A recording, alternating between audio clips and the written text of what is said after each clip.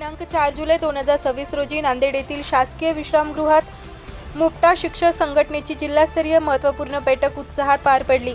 या बैठकीत जिल्ह्यातील सर्व तालुक्यांतील तसेच जिल्हास्तरीय पदाधिकारी मोठ्या संख्येने उपस्थित होते। बैठकीचे अध्यक्षस्थान संघटनेचे जिल्हा प्रमुख प्राध्यापक जालिंदर बाहुळ यांनी भूषविले।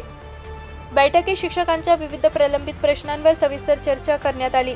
वैयक्तिक मान्यतेतील चुकीचा नियुक्ती दिनांक दुरुस्त करणे, नियोजन टप्पा वाढीनुसार वेतन अदा करणे, संच मान्यता पूर्वीप्रमाणे कायम ठेवणे, प्राथमिक पदवीधर शिक्षकांना वेतन श्रेणी लागू करणे, NPS विकल्पाबाबत स्पष्टता आणणे, प्रचलित पद्धतीने टप्पा अनुदान देणे, शिक्षकांना SIR व BLOच्या कामातून मुक्त करणे, 10, 20, 30 वर्षाची आश्वासित प्रगती योजना चालू करणे तसेच 2012 पूर्व नियुक्ती झालेल्या शिक्षकांना TET मधून सूट देणे आदी महत्त्वाच्या मागण्यांवर सखोल चर्चा करण्यात आली।